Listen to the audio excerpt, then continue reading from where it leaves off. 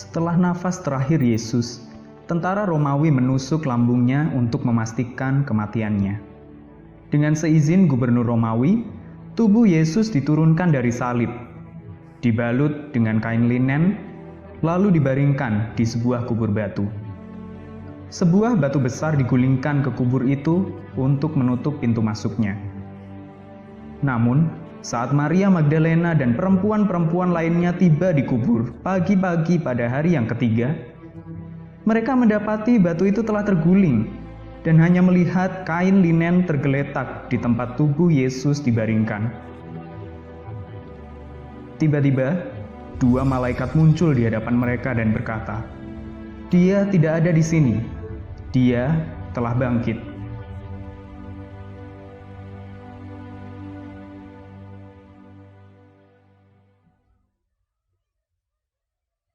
Ketika mereka kembali dari kubur, mereka menceritakan semua ini kepada ke-11 murid dan yang lainnya. Tetapi mereka tidak mempercayai para perempuan itu. Sementara mereka masih bercakap-cakap tentang itu, Yesus berdiri di antara mereka dan berkata, "Damai sejahtera bagimu." Mereka terkejut dan takut, mengira sedang melihat hantu. Dia berkata kepada mereka, "Mengapa kamu takut dan keraguan timbul dalam hatimu? Lihatlah tangan dan kakiku. Aku sendirilah ini. Sentuh aku dan lihatlah. Hantu tidak memiliki daging dan tulang seperti yang ada padaku." Para murid menjadi takjub dan heran. Mereka punya banyak pertanyaan. Mereka yakin Yesus adalah Mesias yang akan memerintah selamanya. Tapi mereka tidak mengerti mengapa dia membiarkan dirinya disalibkan. Lalu Yesus berkata kepada mereka, "Inilah yang kukatakan kepadamu selagi aku masih bersamamu. Semuanya harus digenapi, yaitu yang tertulis tentang aku dalam Taurat Musa, kitab para nabi, dan Mazmur." Lalu dia membuka pikiran mereka sehingga mereka mengerti kitab suci. Yesus menjelaskan kepada murid-muridnya bagaimana kematian dan kebangkitannya adalah rencana Allah untuk menyelamatkan manusia, mengalahkan iblis, dan memulihkan relasi mereka yang rusak dengan Allah.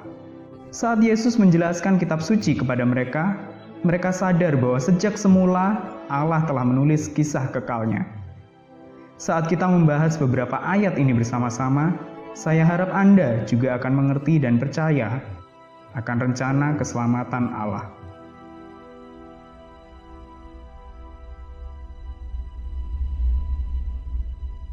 Allah yang abadi, Maha Kuasa, Maha Tahu, dan Maha Hadir, menciptakan langit dan bumi. Dalam dunia yang sempurna ini, Allah menciptakan laki-laki dan perempuan yang pertama dalam gambarnya, supaya mereka bisa berelasi dengan Dia. Anda dan saya juga diciptakan untuk berelasi dengan Allah. Diciptakan untuk menikmati kasih-Nya. Namun Allah tidak memaksa kita untuk mencintai dan menaatinya, karena kasih sejati hanya dapat dikatakan demikian jika ia adalah pilihan. Allah melarang Adam dan Hawa untuk makan buah dari pohon pengetahuan tentang yang baik dan yang jahat, atau mereka pasti akan mati. Jika mereka menolak Allah, berarti mereka memilih kematian. Setan, malaikat yang memberontak melawan Allah, masuk ke taman sebagai ular untuk menipu Adam dan Hawa, supaya meragukan firman Allah dan kasih-Nya. Adam dan Hawa memilih untuk mendengarkan kebohongan setan dan tidak taat kepada Allah. Pada saat itu, dosa memasuki dunia. Dosa adalah apapun yang bertentangan dengan karakter Allah yang sempurna.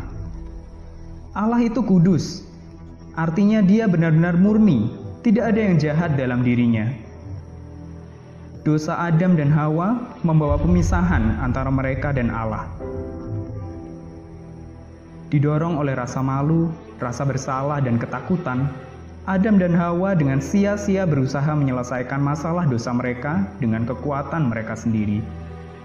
Seperti halnya pakaian daun Adam dan Hawa tidak menghilangkan rasa malu dan rasa bersalah mereka, Anda dan saya tidak bisa menyelesaikan permasalahan dosa kita. Dalam kasih-Nya, Allah berjanji kepada mereka bahwa suatu hari, seorang juru selamat akan lahir tanpa ayah manusiawi.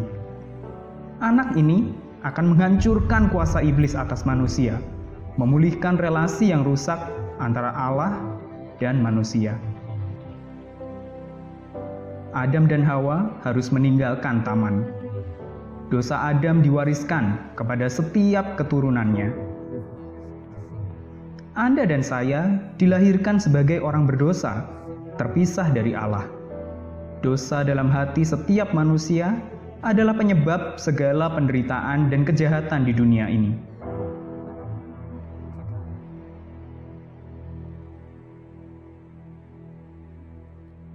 Namun Allah masih ingin berelasi dengan manusia. Orang-orang yang menginginkan relasi ini, seperti Nuh dan keluarganya, masih adalah orang berdosa. Tapi karena mereka percaya kepada Allah, mereka dibenarkan. Dosa mereka diampuni oleh Allah. Tragisnya, seluruh dunia tidak menginginkan pengampunan Allah. Saat orang-orang menolak Allah, mereka menjadi semakin jahat dan rusak. Karena Allah itu kudus dan harus menghukum dosa, penghakiman dengan air bah dikirimkan ke bumi. Dalam rahmat-Nya, Allah menyediakan cara untuk bisa diselamatkan. Ini adalah gambaran tentang keselamatan yang Allah tawarkan hanya melalui Yesus.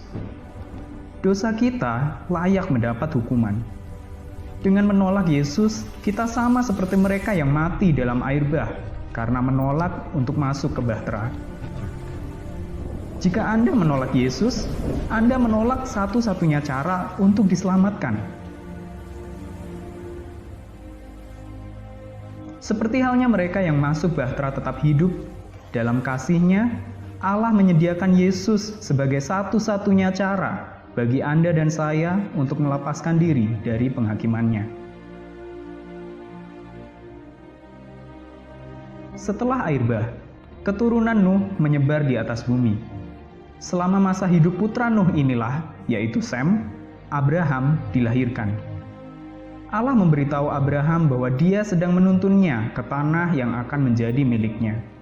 Allah berjanji kepada Abraham bahwa keluarganya akan menjadi bangsa yang besar, yang melaluinya semua orang di bumi akan diberkati. Sebab juru selamat akan datang dari bangsa ini. Meski dia dan istrinya, Sarah, sudah tua dan mandul, Abraham beriman pada perkataan Allah. Karena iman Abraham, Allah menyatakan Abraham sebagai orang benar, dan semua dosanya diampuni. Allah memberi Abraham dan Sarah seorang putra, yaitu Ishak. Namun dalam suatu ujian ilahi, Allah meminta Abraham untuk mempersembahkan Ishak sebagai korban kepadanya. Allah telah berjanji bahwa sebuah bangsa dan juru selamat akan datang melalui Ishak. Namun meski Abraham tidak mengerti, dia taat.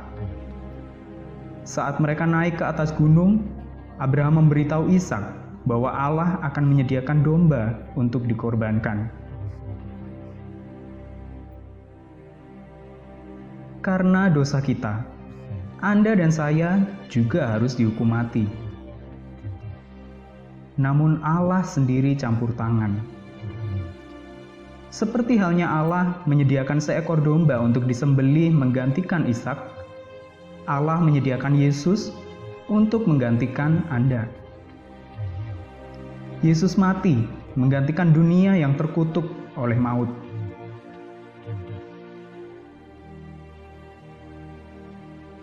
Ishak memiliki keturunan bernama Yakub yang namanya diubah menjadi Israel. 12 putra Israel membentuk bangsa yang darinya sang juru selamat akan datang. Selama masa kelaparan, keluarga Israel pergi untuk tinggal di Mesir.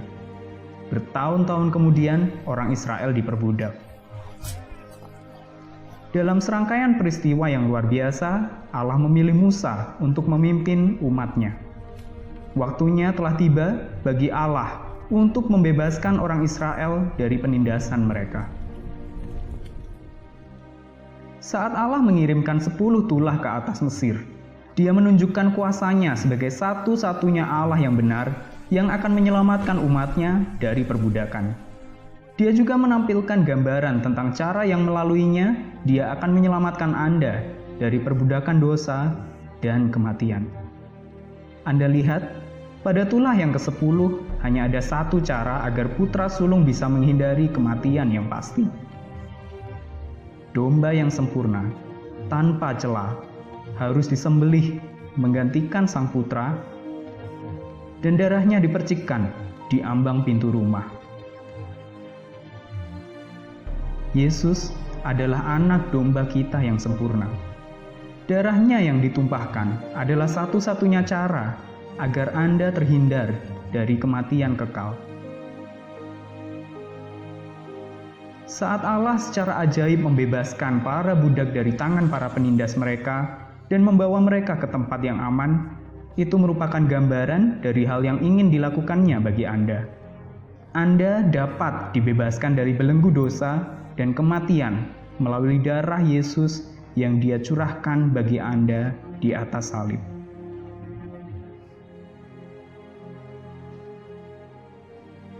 Sebelum membawa orang Israel masuk ke tanah yang Dia janjikan kepada leluhur mereka Abraham, Allah menuntun mereka ke Gunung Sinai. Di sana, Allah memberi mereka 10 hukum-Nya. Karena Allah itu kudus, sepenuhnya murni tanpa kejahatan dalam dirinya, Allah menuntut ketaatan sempurna terhadap hukum-hukum-Nya. Namun umat adalah orang berdosa, dan mereka melanggar perintah Allah lagi dan lagi. Kita juga seperti orang Israel. Kita juga tidak menaati perintah Allah. Standar Allah jauh melampaui ketaatan lahiriah belaka dan berurusan dengan perkataan, bahkan pikiran terdalam kita. Seperti cermin yang mengungkapkan ketidaksempurnaan, hukum Allah menyikapkan keberdosaan hati kita dan membantu kita menyadari seberapa besar kita membutuhkan Yesus untuk menyelamatkan kita dari dosa kita dan memulihkan relasi yang rusak antara kita dengan Allah.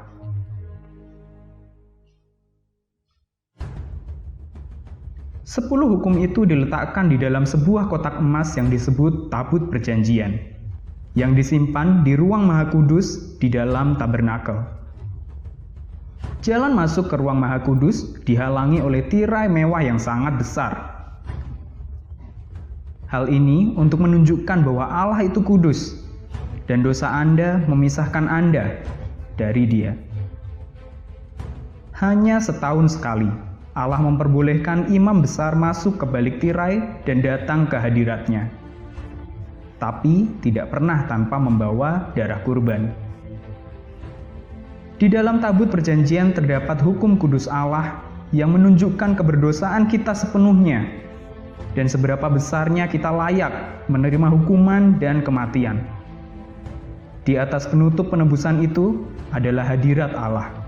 Saat Allah melihat ke bawah, bukannya melihat hukum yang mengutuk, Dia memilih untuk melihat darah dari Ia yang tidak bersalah. Dengan cara yang sama, hukum yang mengutuk Anda ditutupi oleh darah Yesus. Untuk menjauhkan hukuman Allah dari Anda. Bertahun-tahun kemudian, saat orang Israel memberontak melawan Allah di padang gurun, penghakiman melalui ular berbisa dikirimkan atas mereka. Orang yang digigit tidak mungkin membuat obat untuk menawarkan racunnya. Gigitannya sangat fatal. Namun dalam rahmat-Nya, Allah menyediakan cara agar semua orang yang digigit dapat disembuhkan. Yang harus mereka lakukan hanyalah percaya perkataan Allah, lalu memandang ke arah ular tembaga, maka mereka akan diberi hidup. sama seperti Musa mengangkat ular tembaga di gurun. Yesus diangkat supaya semua yang beriman kepadanya tidak akan binasa, melainkan beroleh hidup yang kekal.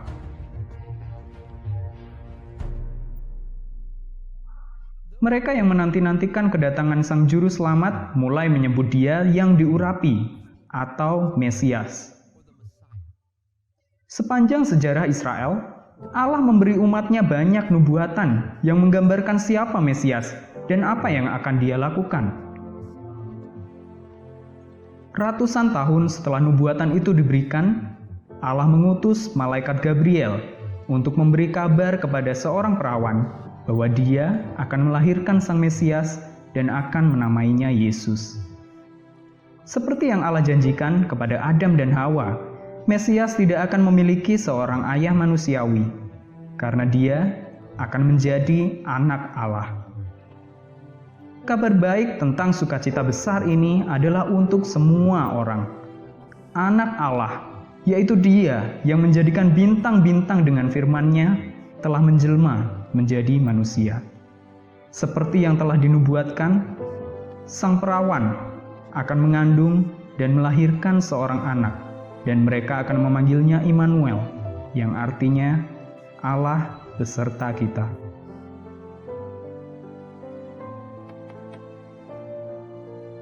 Saat Yesus berusia sekitar 30 tahun, Allah mengirim Yohanes Pembaptis untuk mempersiapkan hati orang-orang akan kedatangan Mesias.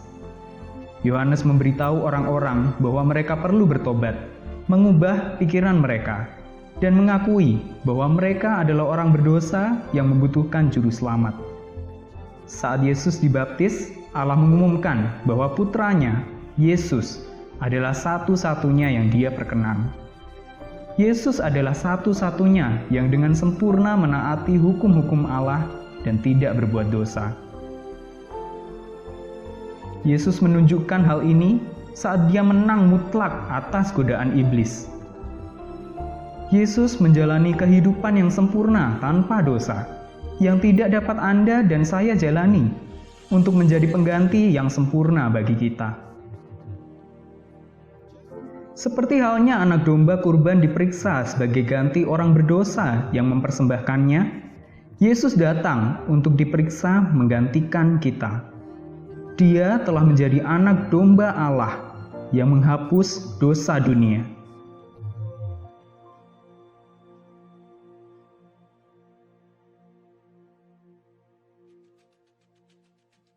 Setelah pembaptisannya, Yesus secara terbuka menyatakan bahwa Dia adalah Mesias yang selama ini mereka nantikan. Untuk mendukung pernyataan ini, Yesus menunjukkan kuasa dan otoritas supranatural atas dunia roh saat Dia menggenapi nubuat-nubuat yang mengatakan bahwa Mesias akan memerdekakan para tahanan dan membebaskan yang tertindas. Yesus juga menyembuhkan orang sakit. Hal ini untuk memenuhi apa yang diucapkan melalui Nabi Yesaya. Dia mengambil kelemahan kita dan menanggung penyakit kita. Yesus memiliki kuasa atas kematian itu sendiri. Saat Yesus menjangkau mereka yang membutuhkan, yang tersakiti, dan yang terbuang, Dia menunjukkan kasih yang tidak pernah dilihat dunia sebelumnya.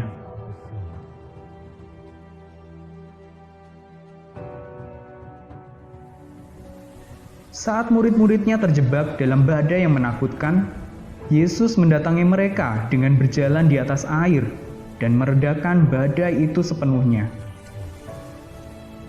Para murid menyadari bahwa hanya Allah yang bisa berjalan di atas air. Hanya Allah yang bisa secara seketika meredakan angin dan ombak. Hanya Allah yang layak kita sembah. Mengingat semua yang mereka lihat dan dengar dalam kehidupan Yesus, banyak orang seperti Petrus memutuskan untuk percaya bahwa Yesus adalah Mesias, Anak Allah.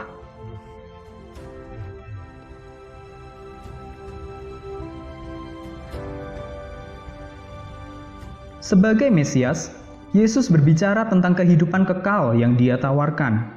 Yesus memberitahu orang-orang bahwa mereka perlu bertobat, mengubah pikiran mereka. Orang-orang telah salah mengira bahwa mereka akan diterima oleh Allah karena perbuatan baik mereka. Seperti Nikodemus, mereka perlu menyadari bahwa kegagalan mereka untuk menaati semua hukum Allah mengutuk mereka menuju kematian kekal. Mereka tidak bisa menyelamatkan diri melalui usaha mereka sendiri. Inilah alasan Yesus datang. Saat Yesus dan murid-muridnya berkumpul untuk merayakan Paskah, Yesus memberitahu mereka bahwa darahnya sendiri akan dicurahkan. Yesus datang untuk menjadi anak domba Paskah. Kematiannya akan menjadi satu-satunya cara untuk menyelamatkan dunia. Tidak ada sistem agama, ziarah, atau perbuatan baik yang orang-orang coba tawarkan kepada Allah yang akan bisa cukup. Sebab semua orang telah berbuat dosa, dan upah dosa adalah maut. Yesus datang untuk membayarnya. Seluruh sejarah mengarah ke momen ini. Satu-satunya yang bisa menenangkan laut yang mengamuk, membiarkan dirinya sendiri ditangkap oleh massa yang mengamuk. Dia yang tidak bersalah, diadili dan dihukum supaya yang bersalah bisa dilepaskan dan dibebaskan. Yesus diremukkan karena kejahatan kita. Hukuman yang membawa damai bagi kita ditimpakan ke atas Dia. Dia yang tidak berdosa telah menjalani hidup yang tidak mampu kita jalani. Kemudian, Dia mati menggantikan kita. Seperti halnya Allah menyediakan pengganti untuk Ishak, seperti halnya darah anak domba Paskah dicurahkan, setiap pengorbanan mengarah ke momen ini. Namun di kayu salib, Yesus mencurahkan darahnya sendiri untuk dosa dunia. Kekuatan musuh telah dihancurkan. Yesus berseru, "Tetelestai," sudah selesai. Yesus adalah korban yang terakhir. Dosa kita telah dibayar lunas. Pada saat itu, tirai di bait suci terbelah dua. Jalan menuju Allah telah terbuka. Relasi yang rusak antara manusia yang berdosa dan Allah yang kudus dapat dipulihkan.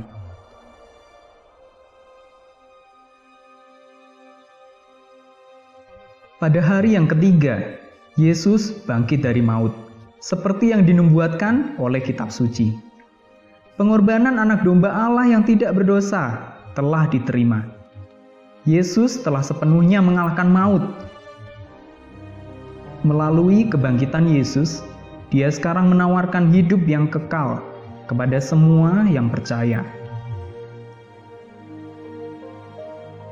Kita diberi gambaran sekilas tentang kehidupan kekal ini dalam kitab Wahyu. Di surga akan ada orang dari setiap suku, bahasa, bangsa, dan negara yang menyembah Yesus dan mengucap syukur kepadanya karena telah mati menggantikan mereka untuk memberi mereka kehidupan kekal. Mereka akan menjadi bagian dari kerajaan kekalnya, tempat Yesus Sang Mesias akan memerintah selamanya. Bukan kebetulan jika Anda mendengar pesan ini saat ini. Sadarkah Anda betapa Allah mengasihi Anda? Dia menciptakan Anda untuk berelasi dengannya.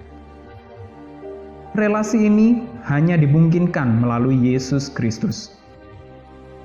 Yesus berkata, "Akulah jalan, kebenaran, dan hidup. Tidak ada yang datang kepada Bapa kecuali melalui Aku." Roma 6 ayat 23 mengatakan, "Sebab upah dosa ialah maut, tetapi karunia Allah ialah hidup yang kekal dalam Kristus Yesus, Tuhan kita." Anda lihat, karena dosa Anda yang layak Anda dapatkan adalah kematian. Tapi Yesus telah datang dan membayar harga dosa Anda, agar Dia dapat memberi Anda hidup yang kekal. Inilah yang Alkitab sebut sebagai karunia. Karunia adalah kebaikan yang tidak layak kita dapatkan. Dengan menyediakan Yesus sebagai korban untuk dosa kita, Allah telah menunjukkan karunia-Nya kepada kita, kebaikannya yang tidak layak kita dapatkan. Untuk menerima karunia ini, Allah berkata bahwa kita hanya perlu beriman. Iman adalah percaya bahwa apa yang dikatakan Allah itu benar. Efesus 2 ayat 8 dan 9 mengatakan, "Karena kasih karunia kamu diselamatkan oleh iman, bukan usahamu sendiri, melainkan karunia Allah. Itu bukan hasil pekerjaanmu. Jangan ada orang yang memegahkan diri." Saat Anda percaya bahwa apa yang dikatakan Allah itu benar, bahwa Yesus adalah korban yang terakhir untuk dosa-dosa Anda, dan bahwa Dia telah bangkit dari kematian, Anda menerima hidup yang kekal yang tidak layak Anda dapatkan. Kehidupan kekal adalah sebuah karunia. Itu diperoleh cuma-cuma. Anda tidak perlu membayarnya. Satu-satunya yang bisa Anda lakukan adalah menerimanya.